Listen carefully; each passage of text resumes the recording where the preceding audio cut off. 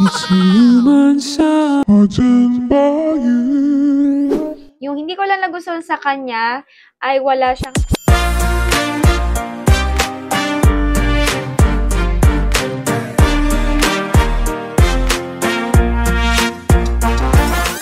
Hi everyone! So welcome back sa aking YouTube channel and it's me again, Chloe. So for today's vlog, ang gusto ko lang namang i-share sa inyo ay yung aking ginagamit ngayon na vocal processor, vocal effects na ayan, yung Zoom V3.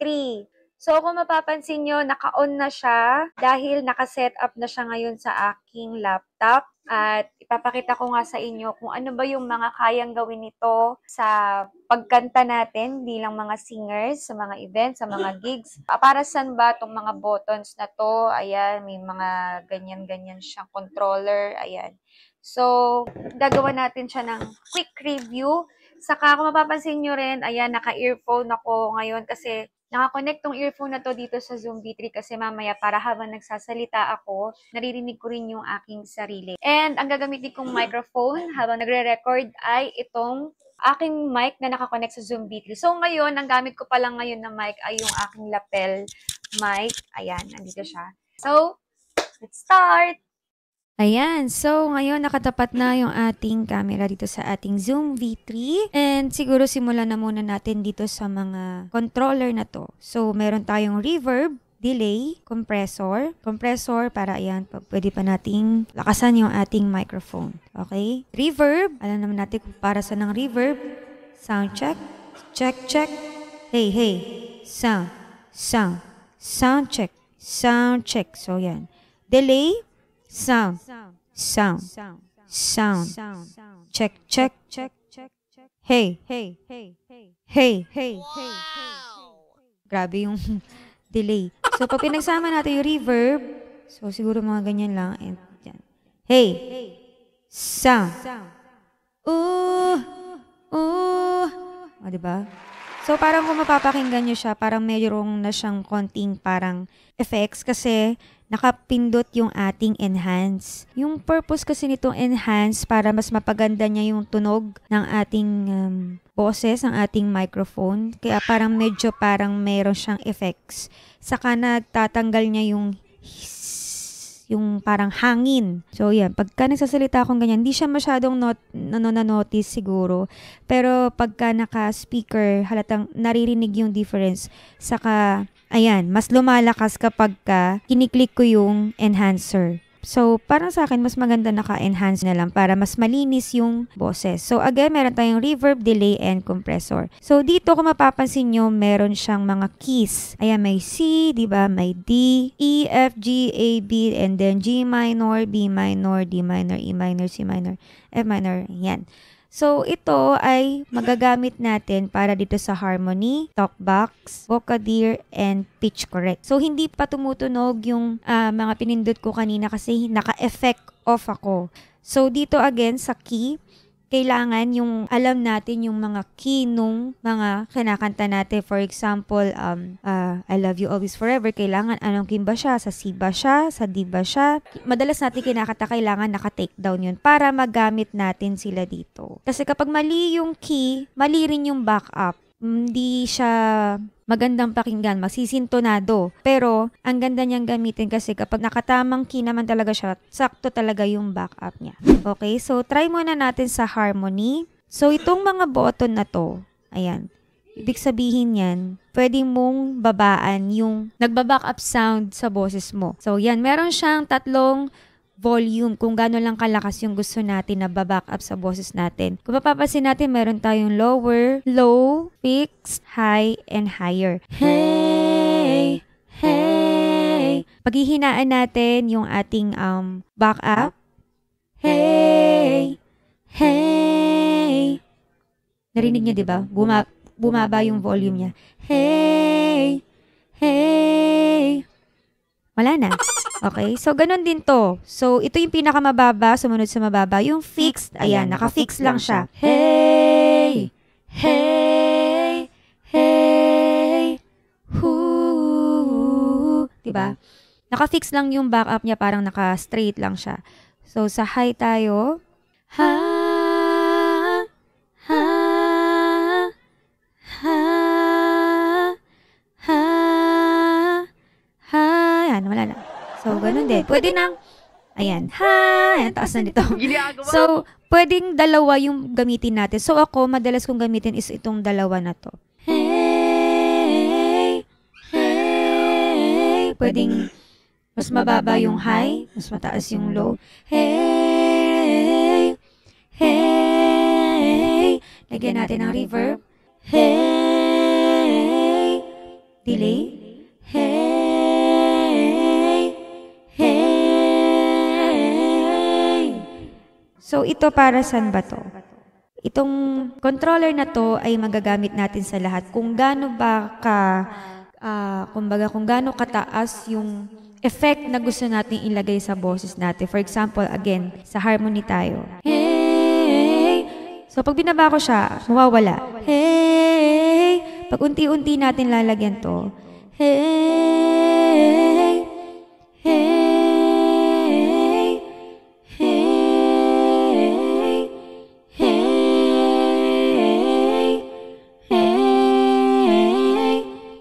Hey! Yung pinakadulo niya, yung parang ang maririnig na lang doon is yung tono nung second voice. Diba? Hey! Diba? So, ayun yung purpose nito. Ganon din siya sa lahat. Ito, magagamit natin siya sa lahat. So, sa talkbox, ito yung tunog ng talkbox natin.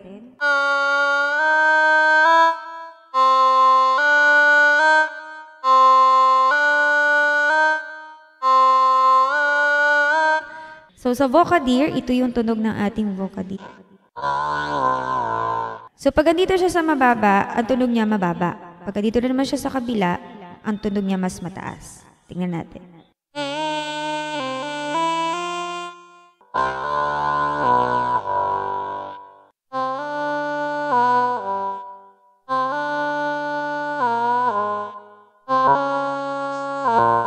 Kung pansin nyo, nag-iba yung tono niya, di ba? Kasi iniba ko yung key. Ibahin natin yung key. Napaka-importante na kapag gagamitin tong apat na button na to, ay nasa tamang key tayo nung kinakanta natin para mag-blend siya dun sa ating kinakanta. So, ito naman yung ating pitch correct. Magandang gamitin din to.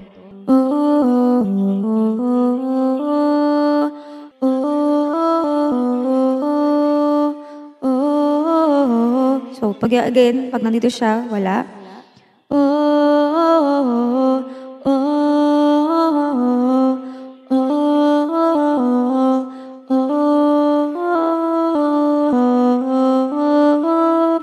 So, tapos na tayo ngayon dito sa apat na to. Sa octave sound check, okay? Octave, ibig sabihin, kung pag andito banda siya sa dito, octave na nakababa. Pag dito naman sa kabila, mas mataas.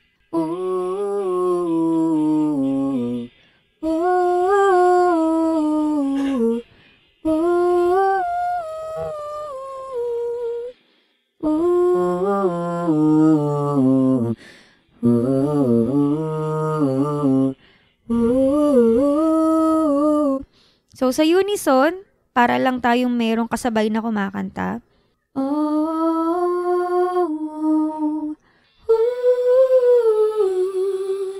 So, sa whistle, ayan.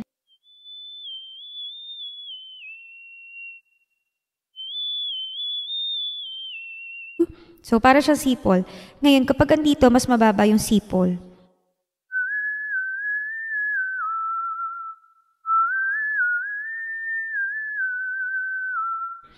Ngayon, kapag gusto natin na parang kasabay yung boses, na parang may sumisipol, ilalagpas lang natin siya ng konti.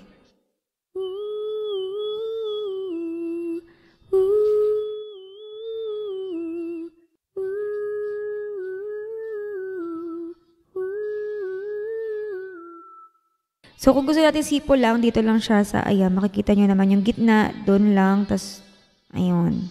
So, ngayon, sa pitch correct chromatic, ay kapag hindi mo alam yung key nung kinakanta mo, pwede mo siyang gamitin. Ewan ko, para sa akin kasi hindi ko siya masyadong nagagamit.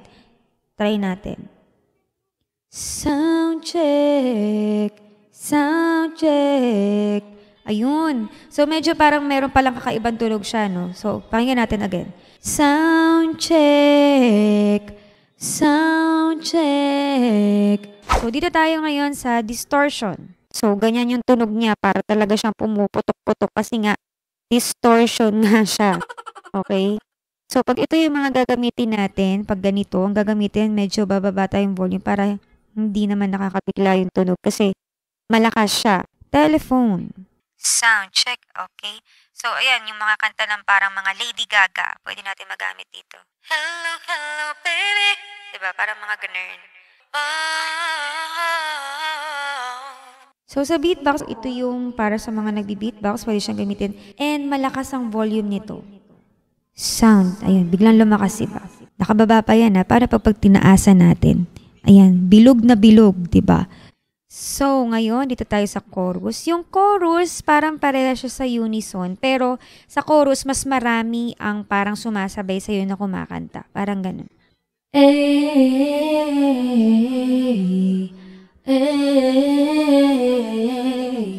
So, dito tayo ngayon sa deep. Hey Jude, don't make it bad. It's a sad song. Try not to worry. Remember. Na. Ayan. So, yun yung ating deep. Next, atin ay robot.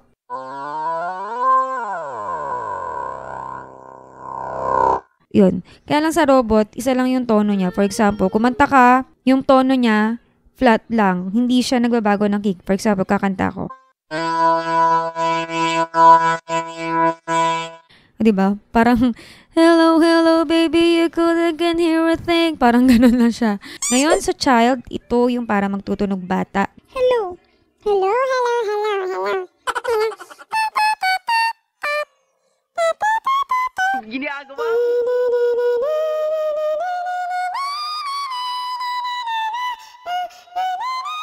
Ayan, nag-enjoy na ako doon sa child. So, itong format character to, medyo gusto ko rin to kasi nagagamit ko siya kapag gusto kong parang medyo maging Adele yung aking boses. Hey. Hey, hey, hey, hey, hey, hey, hey, hey, hey, hey. Para pagka wala akong kajubit na lalaki, pwede akong magtunog lalaki. It's a human side, hidden by you. It's a human side, hidden by you. Looking better, baby. Cold, cold heart, hidden by you. Ito naman. Pag dito, tataas. It's a human sign. Kaya lang hindi ko masyadong ginagamit to kasi parang tunog ewan. Pero depende pa rin naman talaga sa gagamit, no? Kung paano niya lalaruin yung lahat ng effects. Pero all in all, okay naman lahat ng effects. It's a human sign, hidden by you. So touch down, bring me down again sometime. Ngayon, punta naman tayo ngayon dito. So, dito, mabilis na lang. So, makikita natin, ayan, dito nakalagay yung ating mic. So, meron din siyang phantom. Kung ang gamit natin ay condenser microphone, pwede natin gamitin tong phantom. Kasi itong Zoom V3, pwede natin siyang gamitin pang recording kasi audio interface na rin kasi siya. And meron siyang volume. Ayan, yung ating pinaka-master volume. And itong auxiliary in, pwede natin siyang gamitin na pagla-live streaming kapag yung ginagamit ng iba, may gusto kang -1 na gamitin or background music na iba pang gamitin, pwede ka dito maglagay sa auxiliary in. Okay? So, itong output, ayan, dalawang output siya. Left and right output. Ayun yung pinaka-output na i-connect natin sa mixer or doon sa speaker. And makikita nyo, ang nakasaksak yung aking Zoom V3 dito sa aking laptop. Ang gamit ko ay yung Android na cable. So ngayon, nakakonect siya sa laptop. So yung laptop yung nagbibigay power dito sa aking Zoom V3. Tapos doon sa baba nung cable, andun yung saksakan ng headset. So pwede natin siyang gamitin ng sarili nating earphone para naririnig natin yung sarili natin habang nagkumakanta. Tapos yung volume, ayan yung volume na yan. Itong volume na to ay para dito sa earphone. Para pwede natin makontrol kung gaano kalakas ba yung gusto nating lakas na naririnig natin sa sarili natin habang kumakanta tayo or nagre-record tayo or nagla-live stream tayo. So, yan yung power and then yung pinakasaksakan niya yung ito. Ayan, yung pinakakanyang saksakan na power, okay? Tatlong option siya actually para mabigyan power tong Zoom V3. Pwedeng yung pinaka-power adapter niya, pwedeng yung Android na cable, and pwede ring battery. Okay, so sa battery niya, AA battery 4. So, pwede rin naka-battery tayo. And ngayon, ito yung last. Ayan, yung control in. Ayan, yung control in. Ayan, pwede tayong maglagay ng pedal. So, yun na siya, all in all. Na-explain ko naman na siya lahat. So, ngayon, babalik na ako sa camera. Napakita ko na ngayon sa inyo yung mga kayang gawin itong Zoom V3. Pinaka-final review ko dito habang ginagamit ko siya kasi nagamit ko na rin naman siya sa mga gigs saka sa event. Nagustuhan ko sa kanya, syempre, meron siyang sariling control ng volume.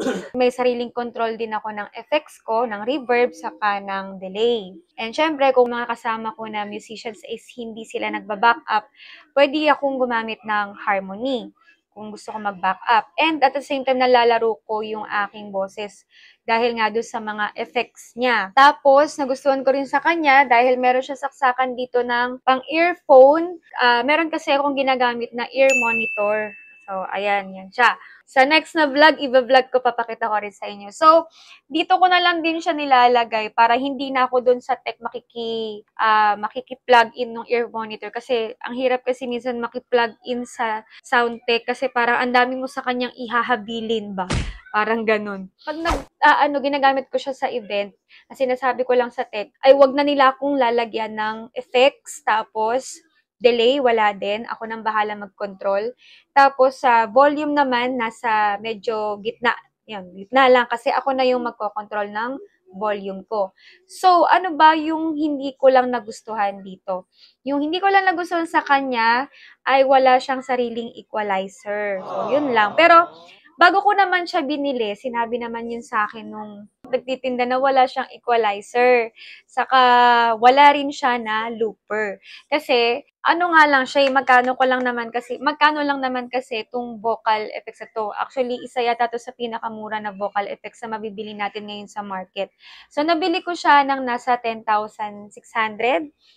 10,600 ko siya nabili kasi sale ko siya nabili.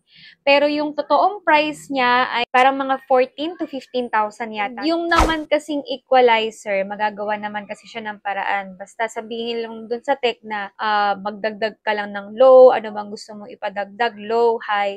Wag na nilang gagalawin. All in all, okay naman siya. Gusto ko siya at nagagamit ko talaga siya sa gigs ko. Pero kung kayo, gusto nyo yung may sarili kayong equalizer, hindi ko siya marirecommend sa inyo kasi wala talaga siyang sariling equalizer at wala rin siyang looper. Looper, yung pwede kang mag-record tapos baback up sa'yo, ganun. Yung Zoom D6, alam ko meron siyang looper. Pero hindi ko lang sure kung meron siyang equalizer. Hindi ko alam. Pero alam ko meron siyang looper. So yun na, napakita ko naman na lahat. Wala naman na siguro kung kailangan pang idagdag. Sa mga gustong bumili nito, tingnan nyo na lang din kung may mga store na naka-sale. Mas maganda siguro kung mabibili nyo siya ng sale. Kasi nagsisale naman siya eh. Tingnan na lang ninyo kung kailan siya nagsisale. Tapos, alam ko may mga nagtitinda rin naman ito na second hand. Maganda siya kasi magagamit din siya pang live streaming. Pwede mo siyang gamitin pang recording kasi na siya eh. Audio interface na rin kasi siya. So, yun na guys. Maraming salamat sa lahat ng mga nanood niyo sa aking vlog. And sana naintindihan niyo yung vlog ko. Kung magulo ba. Ayun, sana nagustuhan nyo naman and nakatulong naman sa inyo sa mga nagre-research dyan na gustong bumili ng ganitong vocal effects. Sana nakapagbigay ako sa inyo ng idea kung bibili ba kayo or hindi.